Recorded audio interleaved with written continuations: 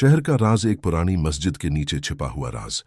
और अय्यान का बेमिसाल इडुनचर्रात गढ़ का नक्शायान एक ज़हीन, तजस्सुस पसंद और थोड़ा सा नडर लड़का था। पुराने शहरों, खजाने और छिपे हुए राज उसके पसंदीदा मौज़ूआत थे।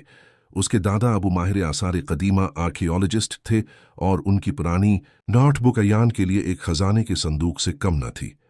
एक दिन उसने दादा की नोटबुक में एक शहर का जिक्र देखा, रातगढ़। एक ऐसा शहर जो आज के किसी भी नक्शे में मौजूद नहीं था। नोटबुक में एक पुरानी मस्जिद की तस्वीर भी बनी थी, जिसके नीचे एक छुपा हुआ राज दफन था।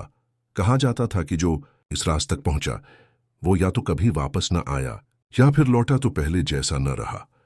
सफर का आगाज़ाए कहर ज़िदा सुबह अय्यान ने अपना बीग तैयार किया। टारज पानी, कुतब नीमा, कंपास, रस्सी और दादा की नोटबुक रात। गढ़ तक का रास्ता आसान न था। उसे एक सुनसान जंगल से गुजरना पड़ा।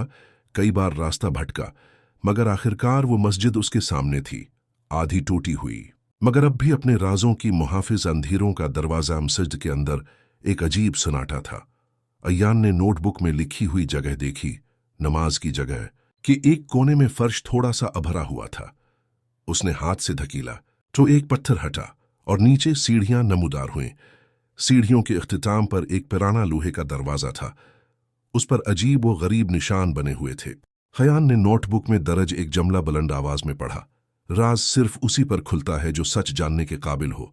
दरवाजा चरचराते हुए खुल गया। नीचे का शहर दरवाजे के पीछे एक लंबी सुरंग थी। अय्यान टार्च की रोशनी में चलता गया। हथी की जमीन उसके कदमों तले से निकल गई और वो नीचे जा गिरा। होश आया तो वो एक बड़े से तहखाने में था। पुरानी दीवारें, कतबे और एक छोटी सी झील जिससे चांदनी जैसी रोशनी निकल रही थी। हालांकि वहां कोई चांद न था। इसी लम्हे उसे एक आवाज सुनाई दी। एक साया उसकी तरफ बढ़ रहा था, लेकिन वो कुछ कर नहीं रहा था, बस देख रहा था। साया और सच्चिया साया दरअसल एक मुहाफिज रूह थी जो एक कदीम किताब की निगहबानी कर रही थी, जिसका नाम था जमाना रास्म, जो वक्त को मोड़ सकती थी। रूह ने कहा, अगर तुम ये किताब लेना चाहते हो तो एक सवाल का जवाब दो, क्या तुम सब कुछ खोकर भी सच जानना चाहते हो? अय्यान ने थोड़ी देर सोचा, फिर आहिस्ता से कहा, हाँ। सियोकत का सफर किताब खुली और अय्यान रोशनी में लपटा हुआ माजी की तरफ चला गया। अगले लम्हे वो पुराने रातगढ़ में था, एक जिंदा शहर। उसने देखा कि कैसे लोग वो मस्जिद तामीर कर रहे थे और किस तरह एक तावीज़ मस्जिद के नीचे दफन किया गया था जो वक्त पर अख्तियार रखता था।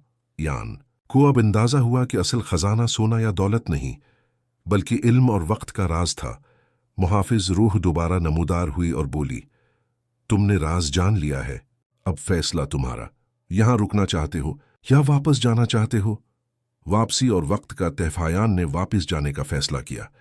रूह ने उसे किताब का एक छोटा सा नुस्खा दिया, जिसमें सिर्फ एक बार वक्त को पलटने की ताकत थी। वो मस्जिद से बाहर आया, मगर अब उसकी आंखों में एक नया नूर था। उसने सब कुछ लिखना शुरू कर दिया ताकि दुनिया भी रातगढ़ का राज जान सके। या नया आगाज? क्या अय्यान उस किताब का इस्तेमाल करेगा? क्या वो माजी को बदलेगा? शायद ये कहानी खत्म नहीं हुई, बल्कि एक नई कहानी का आगाज है।